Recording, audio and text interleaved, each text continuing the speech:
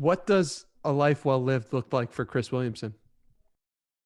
As far as I'm concerned at the moment, I just want to facilitate really interesting insights that I think better people's lives.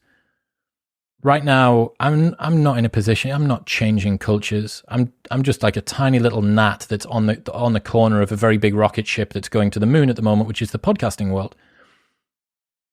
But I genuinely think that you can make impact on people in very profound ways if you're being truthful, if you're exposing them to things that are genuinely good for them, that are reminding them that they can choose their own direction, that there's a bigger world out there than the one that they see. So think about 30 years ago, the secretly gay guy living in an Orthodox Jewish community who had no one, he couldn't connect with anybody, he didn't know he was going to be ostracized by his family. Do I want to repress my sexuality for my entire life and be accepted by family? Or do I want to pursue my sexuality and completely dispense with my family and be, it's really, really difficult, right?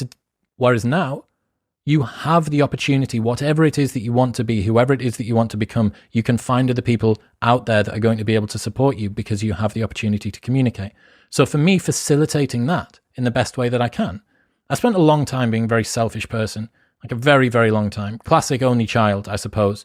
And now learning the pleasure that you get from people messaging you or emailing you and saying, hey man, like that podcast has really, it saved bits of me, or it's made me a better person, fundamentally made me a better person. No one ever came out of one of my club nights and walked up to me and said, hey man, before I went in tonight, I was in this dark hole. I was existentially depressed and I was lost and I didn't really feel like anyone got me. But man, when I heard that banging house music and had some of those 1 pound Jaeger bombs, dude, it really, you got me, man. Thank you, Chris. Thank you so much.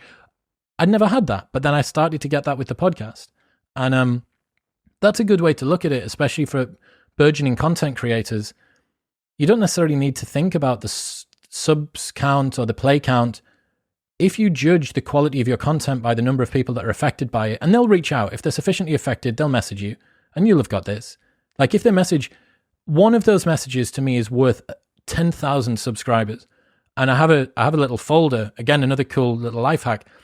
Every time I receive one of those, an email or whatever, I take a little screenshot and I just throw it in a folder. And then if I'm ever feeling down or if I'm ever thinking, oh my God, this edit today is taking forever, 6 hours and I've not done any work and I've not done this and it's really hard and I can't get the file to sound right and I can't get the intro and the ad reads correct. And I can just have a little read through that and I think, fuck, look at the impact that it's had. Genuinely, look at the impact that it's had. And I wonder as well, I'm a pretty bad liar, like my ex-girlfriends would attest to this as well. I'm quite a bad liar. It genuinely is me, like I put myself out there. There is nothing being hidden. And maybe I'd be more effective if I was. I don't know, because we never get to see the inside of Joe Rogan's head. And I'm sure that he'll say that he puts himself out there. But maybe he does cultivate himself in one way or another. Maybe he does distance himself from his emotions. I'm not a sufficiently good liar to be able to do that. So I'm going to tell you, if I've spent days and days in bed just crushed under the weight of existence, I'm going to tell you about the time when I had far too much tequila and couldn't get it up in university and how you can get past the same problem. Well, I'm going to tell you about, do you know what I mean? I am more than happy to do that. And it makes me feel good because it makes me feel connected. When the impact's there, it makes me feel connected. Aubrey Marcus, the CEO of Onnit, told me that the persona is incapable of receiving love. It can only receive praise. Because people aren't in love with you. If you're only playing a role, they're not in love with you. They're just applauding the role that you play. We don't love Russell Crowe, we love Gladiator. We don't love Chris Hemsworth, we love Thor. And this is how you can feel alone in a crowd and hollow in victory. Because you can be surrounded by as many people as you want, but you're going to feel empty and hollow inside if you're only playing a role. So, very, very much so, connecting to something which is true to you, which makes you feel there is a compulsion to do it. You have to do it. You can't not do it. That I think is a life well lived. Like just chasing that down. It doesn't mean hedonism. Maybe some other version of a person just wants to sniff lines and fuck bitches, like, cool, great, like, more power to you.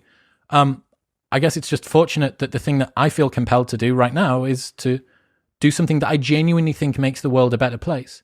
And that's mental as well. Like, how many people have the privilege and the opportunity to look at the things that they do on a day-to-day basis and genuinely believe they're leaving the world better today than they were yesterday because of the thing that they get to do? Like, that's privilege. Forget class hierarchies and racial and gender demographics. That's privilege.